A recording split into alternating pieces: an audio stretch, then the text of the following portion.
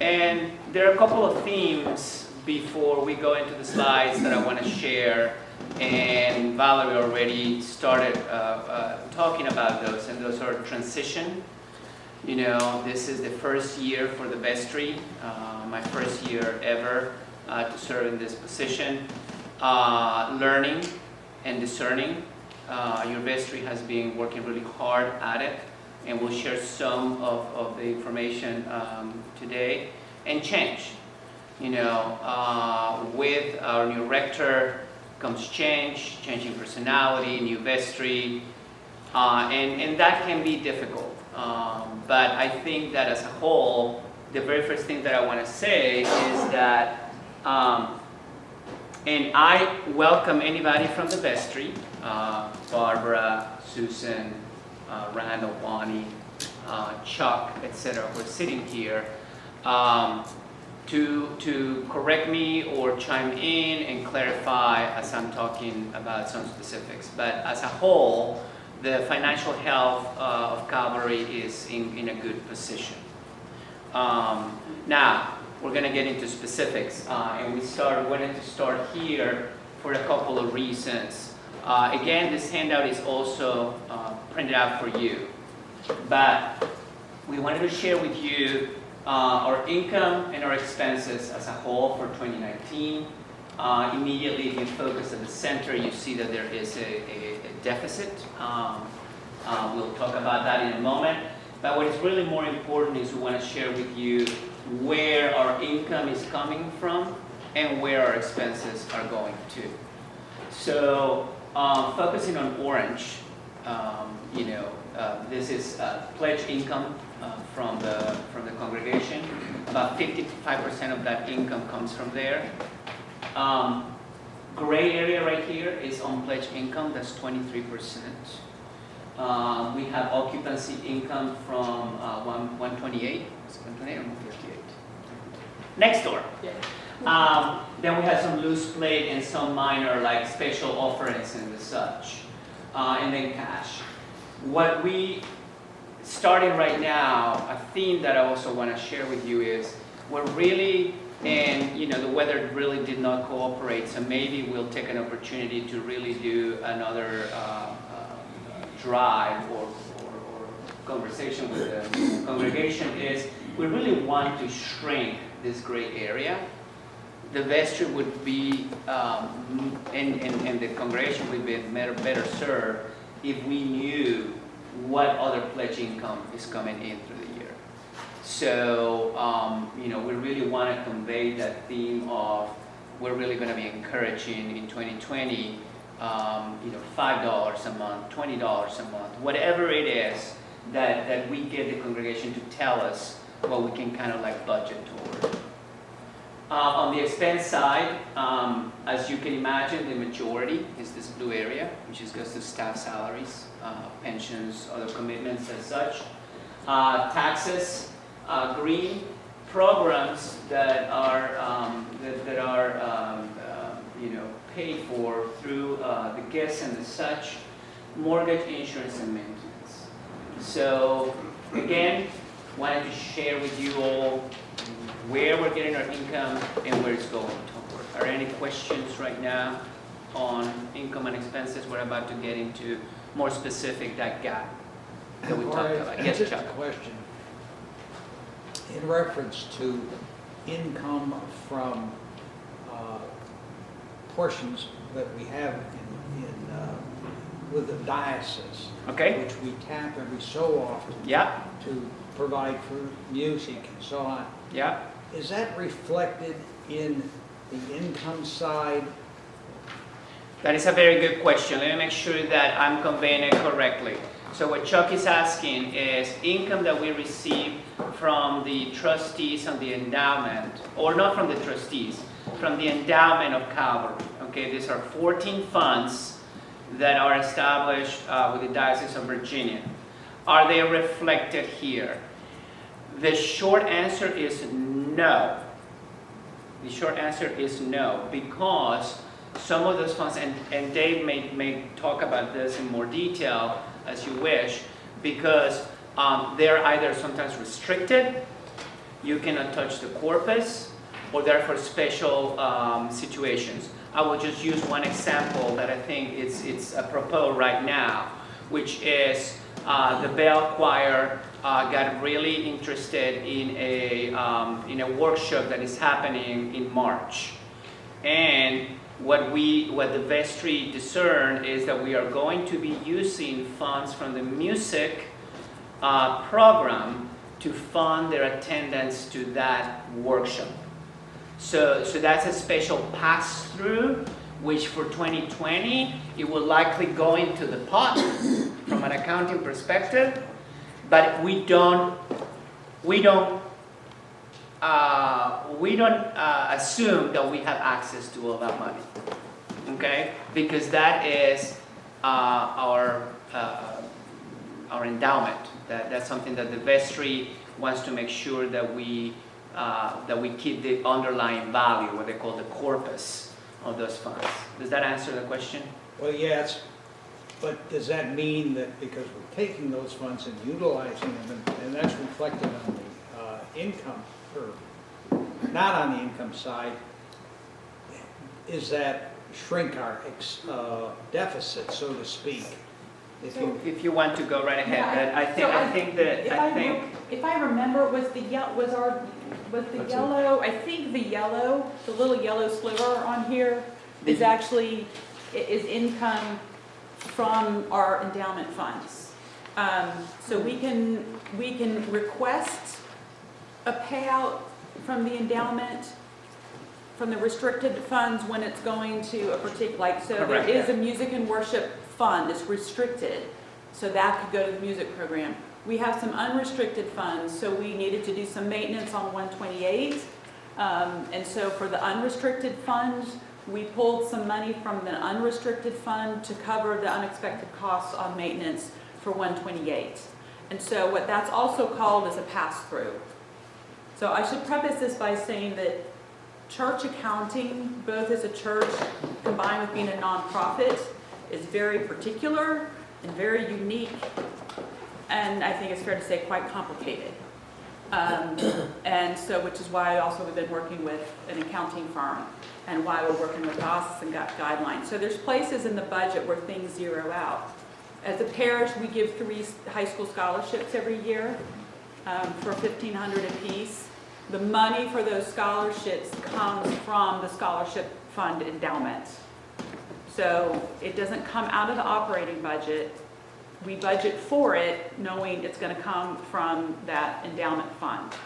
And so in terms of the budget, it zeroes out, right? It's kind of like, you know, does that make sense? Yes. Okay. So again, that's why, and then there are a number of other things. There's a phrase in church accounting, it's called pass-through.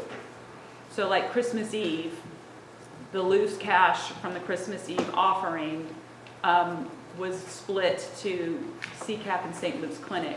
So that income came in, but then it was designated to go out. So there's places in a church budget where you get a zero balance, but you still want to show those numbers because that's how you can show and track and represent the ministry you're doing. You don't want to put zeros, you want to show it because that's the way you capture how much outreach you're doing. Does that make sense? Okay.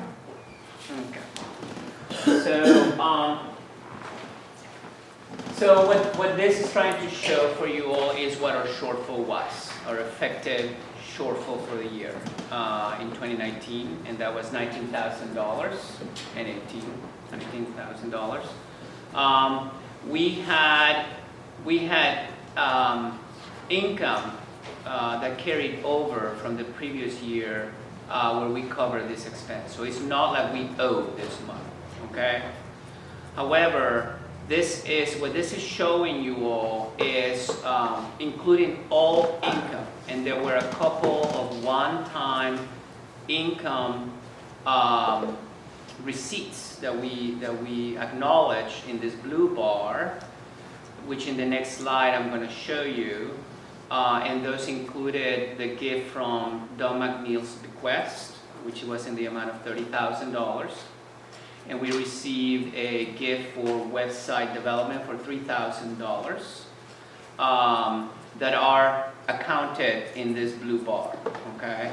Now, because the Don McNeil is technically restricted, meaning that he wants us to use it for buildings and updates and grounds and things like that, okay? So Valerie mentioned, hopefully soon here we'll have ADA accessible bathrooms and things like that. I'll talk a little bit more about what we're doing with those monies in a moment. But this was the actual cash shortfall that we had, which again was covered by existing funds in our checking account. Okay? It may get a little bit more complicated, but I try to break out the amounts so that you see the effective, what we call effective gap. Okay? So I mentioned $30,000 from Doug McNeil and $3,000. Technically, that is not income that we can immediately spend. What? It adjusted. Oh, Sorry. I am so sorry. No, it's my That, fault too. well, So- actually, I did not change that. Thank you. So this is, our effective gap is this, Right. more than that. Correct. So it's not correct. It's not- less. Yeah. So this is an outdated version. It shows you that your vestry has been working hard, and so it was burning the candlelight on Fridays. So this is not 67. This is $34,000.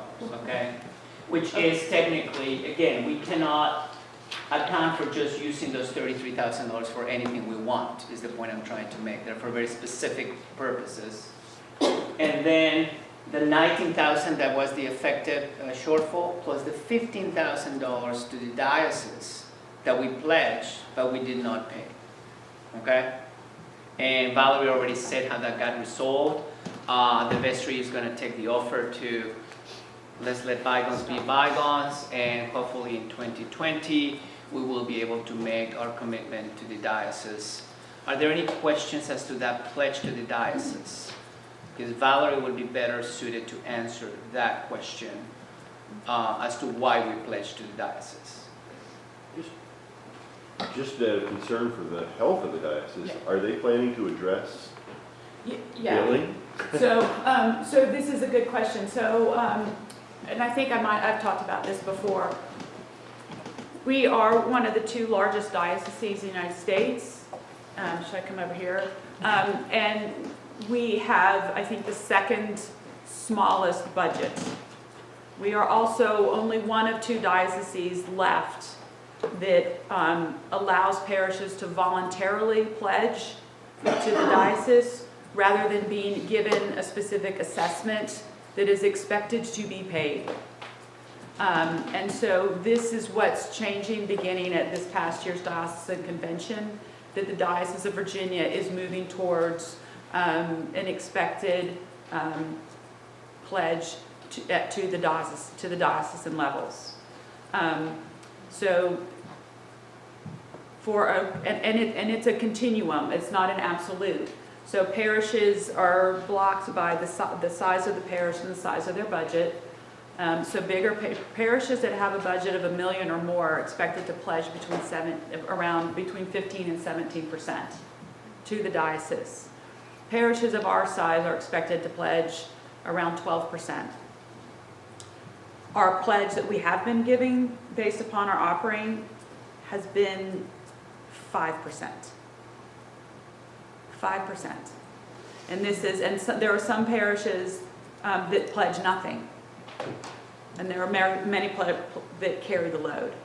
And so we cannot continue to function as a diocese unless the bishops address this issue, because we need to call an experienced, gifted bishop, and we have to be able to pay him or her. We have one of the smallest diocesan staffs in the United States because of this issue. We do not have enough, canons or missioners that we ought to have. And the folks we do have are readily available. If you wonder, well, why? Well, the bishops are there for support of their clergy. The canon is there for canonical support of a parish and the clergy. I've already had Ted Smith has already come. He's the diocesan treasurer to help us. Julie Simonton is the director of stewardship and congregational development. Aisha Huertas. I mean, these are people like I call, Jean Mary calls, or office calls. These people are here for us. When they come to us, we don't pay for that. This is their job. And so the more people we are able to have, and the stronger our diocesan offices, the stronger it makes the parishes. Are there any questions about that? I have a question. They always gave us the percentage we were ideally supposed to pay, and what we were actually paying. And then each year they said we are expected to try to improve that. Is there a record, have we made any effort over the years to? Just what I've glanced at, and we've been pretty much sticking at that 5%. So our goal now is to be bringing that up each year. And this is actually what's been put forth as what's expected. And as your rector, I'm fully on board because I have enough, I've worked with the diocese, I've been through programs and training like that I understand why we have a diocese and why our support of the diocese is vital. And if anyone has, different people depending on the diocese they've come out of or their parish experience have different understandings of this relationship. And I'm more than happy to talk more. Any other questions? Yes? The women of Calvary and the men of Calvary, the Yeah. money that we make Yes. throughout the year, couldn't some of that money go to help the diocese? I think that would be a decision for those groups. I think for the intent and the health of the parish diocesan relationship, it's better to hold that within the parish operating budget. And then what I would refer the women and men of Calvary is to focus on our outreach efforts that help our direct community. That's kind of my response to that. If we're all each giving 10% of our income, how can more be demanded? Because, well, so the underlying, so this is a stewardship lesson. I'll be the first to say that no, we have not gotten our stewardship campaign out this year. Yes, it is coming. It is coming. Part of what you will see on the pledge card when you turn it over, there's going to be a graph. And we're going to talk about proportional, it's discussing what, this is called proportional giving. That you give, and it rests with the fundamental idea that all that we are and all that we have first comes from God, and we recognize that. Or as my grandmother said, all of my growing up here is like, aren't we blessed? We are glad to give back. And so part of this is proportional giving. And so on the back of the pledge card, there'll be a chart which shows your annual, a range of annual income translated to monthly income, translated to percentage of what to pledge each month. So it goes 1% of your income, 3%, 5%, 10%. And so the reality is the majority, so not everyone actually pledges. So the pledge is your commitment to the parish that this is what I'm giving to God and the ministry of the church. But not everyone actually makes the pledge. And for some, there's a good reason. Your pledge to the parish is not a legal commitment. Okay? It's not a legal commitment. It's a pledge.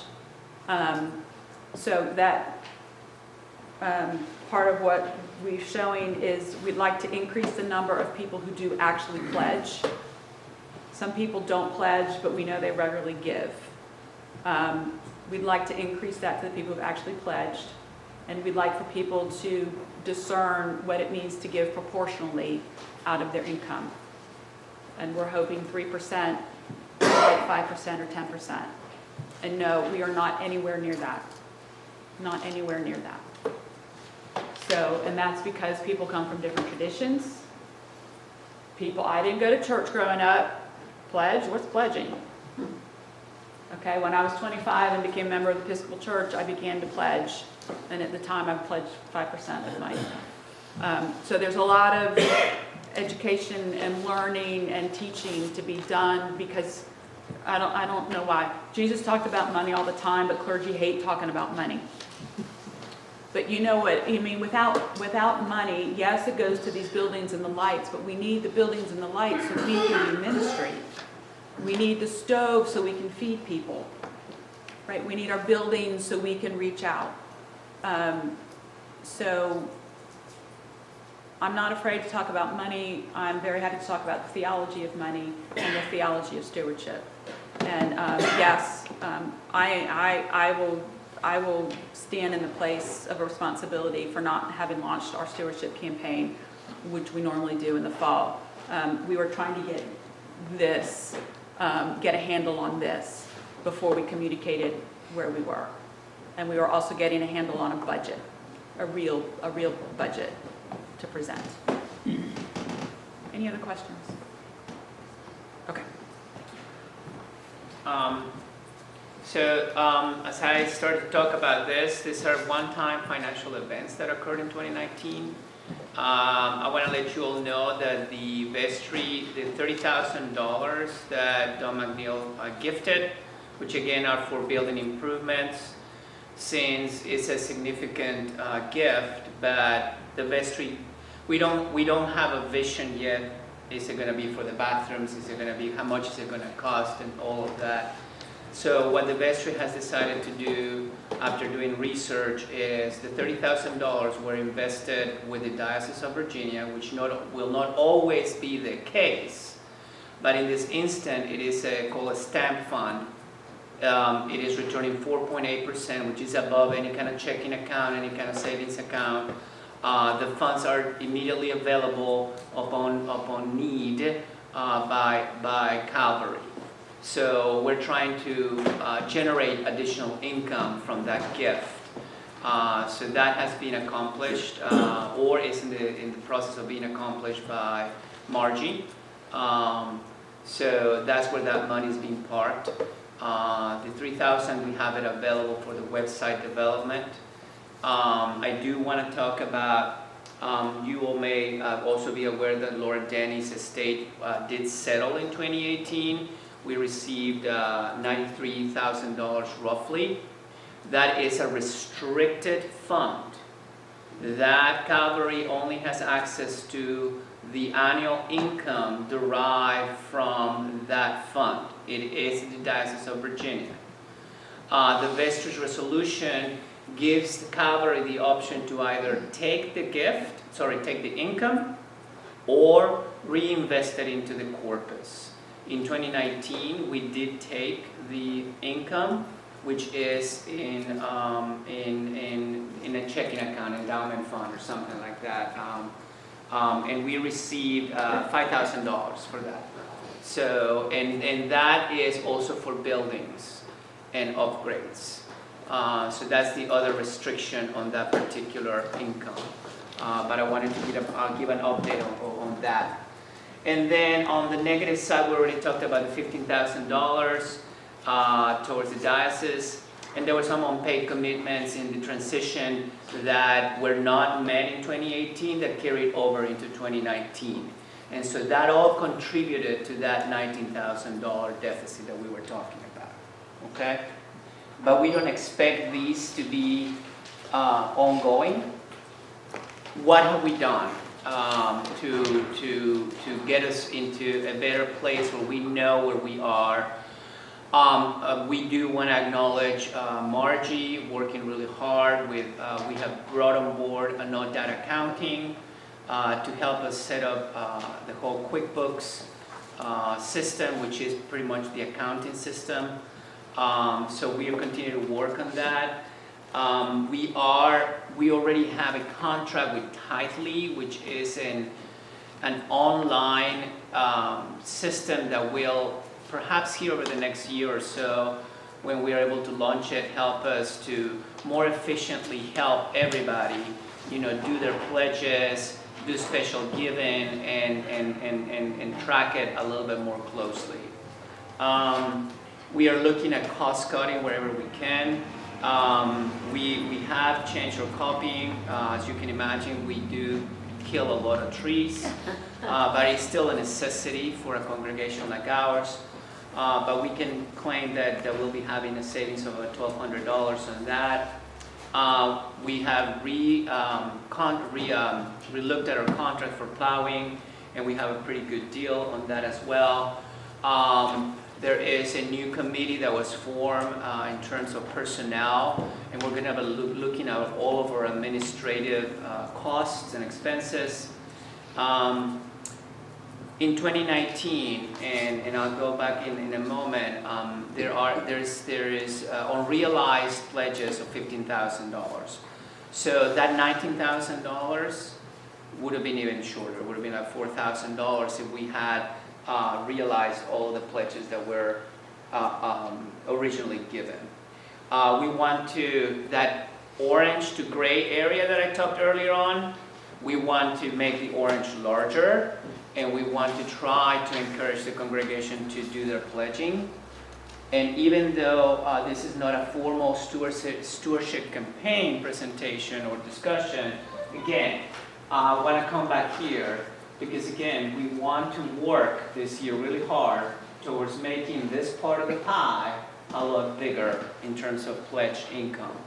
And I talked about this already.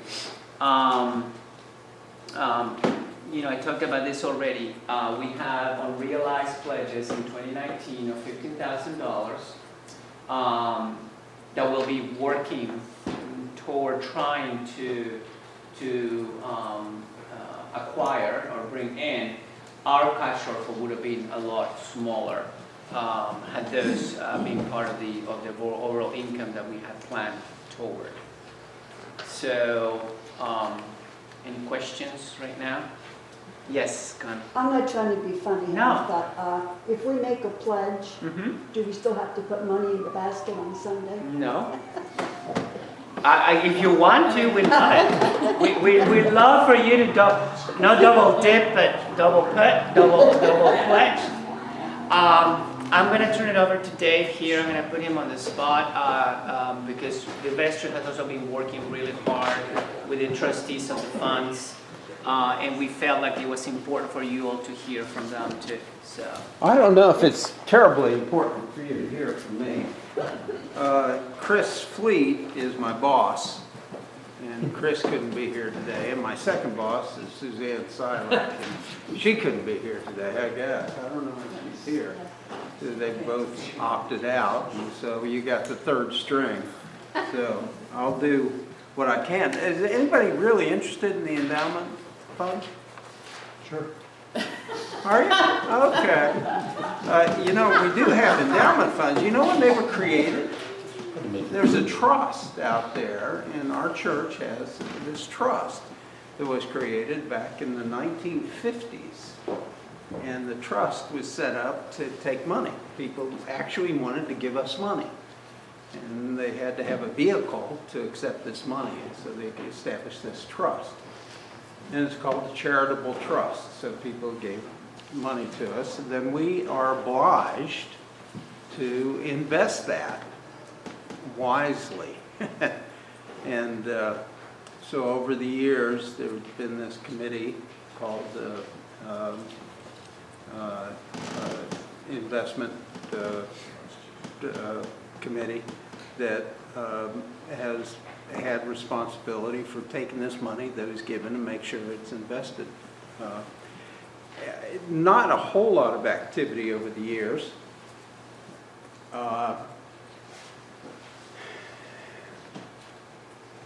But the trust grew, and there was one fund that most of the money that was coming to the church went into. But over the years, it's grown into 13 funds underneath the trust. And each one of those funds pertains to certain functions. One fund may be scholarships. Another fund may be the bell choir. Another fund may be speakers. Another fund may be going to camp. So each of these funds is there for a particular purpose. Some funds can be for whatever you want to spend it on. We don't have a designation. And all of the spending out of each one of those funds is controlled by not the trustees, but it's controlled by the vestry. The trustees have no power for spending money. All they do is keep an accounting and report that to the vestry, and the vestry then decides when to spend that money and how much to spend on whatever items it was. That's why when you were looking at some of that data in there, in 2019, when Chuck was asking, is the money from the funds in that revenue picture, there was probably a little bit of confusion. Margie could answer that better than anybody, but there were $10,000 approximately from the funds that were taken out of the investments and brought to Calvary to spend. What they went to, I don't know, the vestry knows, but they came out of the funds to the church they were authorized by the vestry. Whether they were in that number or not, my suspicion is they were not. It was a pass-through and so forth on that. And that covered up some of that difference that you were looking at in there. So the fund has about at the end of the year, $480,000 in it. All these funds. That does not include the Laura Denny Fund of $93,000, because Laura bequeathed that money to the church, not through our trust. She went directly to the diocese. So we don't have that fund in this trust. So we have the 480 that we look after, and then Laura has Laura's trust has 93. That all at the benefit of the church. Okay, so that's 500 and whatever. I'm not a mathematician. I'd have to get a calculator to figure that out, but it's in there. And our new accounting system, which the trustees very much support, will link into that, and all of that data coming out of Richmond, and I keep using Richmond, I'll come back and explain why I use Richmond, will flow into this accounting system.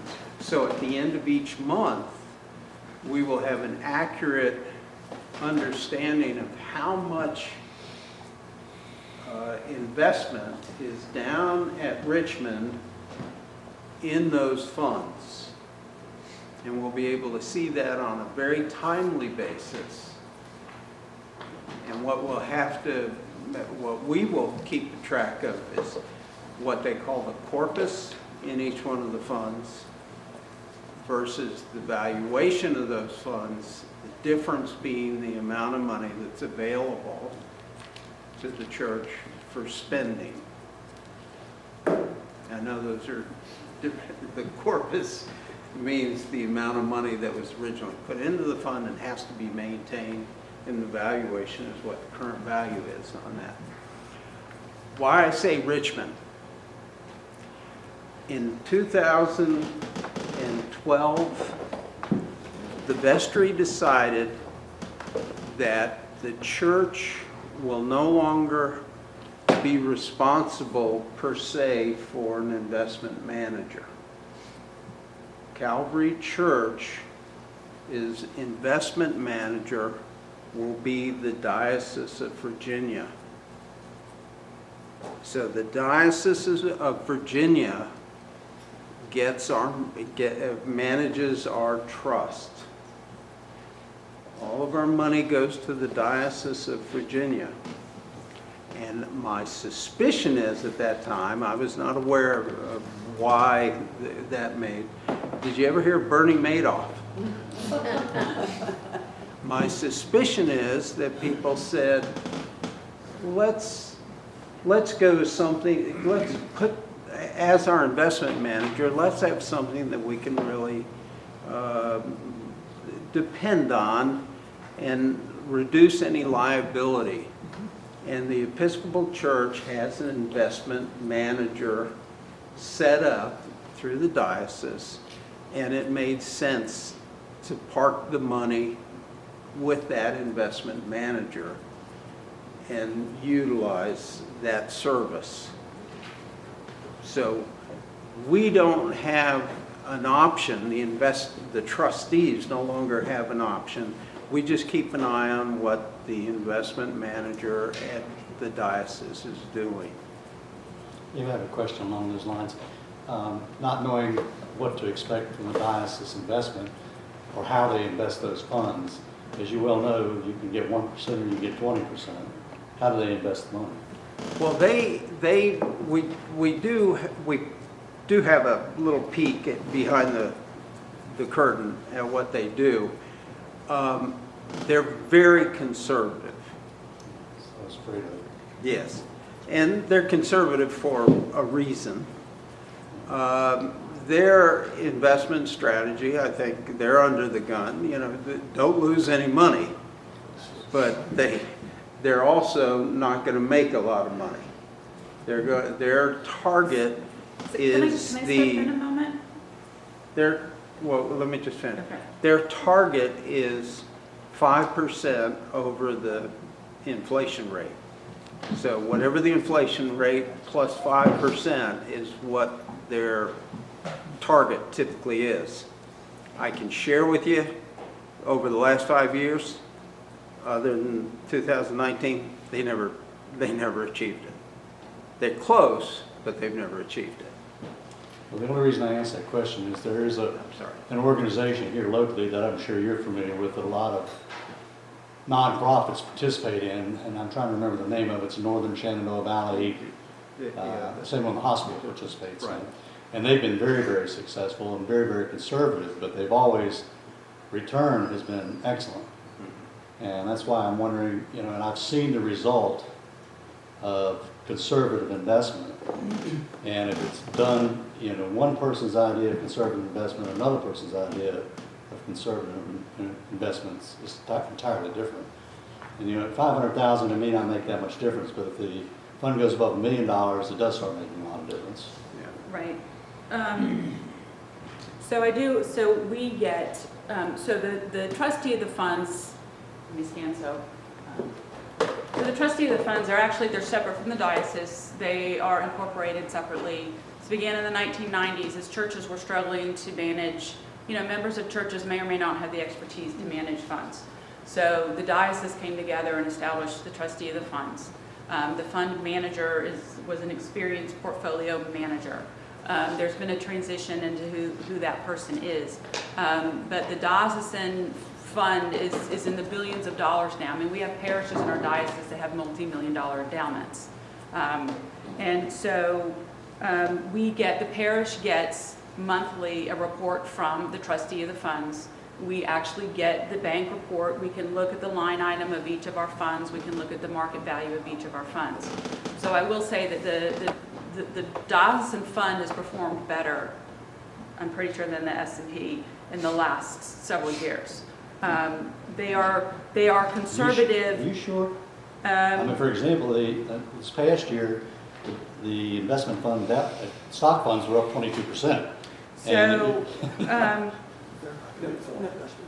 So attached you will find the performance grid and non-marketable strategies. As you review the diversified allocation, note that some outperform their benchmarks, others do not. There are ways to look. I'm looking for the 2019 summary. There is a summary that tells us, that's not it. I'm sorry, I meant to have that. Do you not have that one page? It's not out Yeah, it is out. It came out and it's yet. It's this. September 30th. This is That's the, last year. Well, maybe it's something we can talk about at a later time. We can look at that. The point being that we are invested through the diocese. Right. And the diocese does track, there's a, are you looking? Yeah, at so this is from September, so they close out the end of September, and they do their distribution at the end of September. So what Calvary received is the payouts from some of our funds, not all of our funds, we received as, that was marked at the end of September. Because of course, the fund value changes month to month depending on what the market's doing.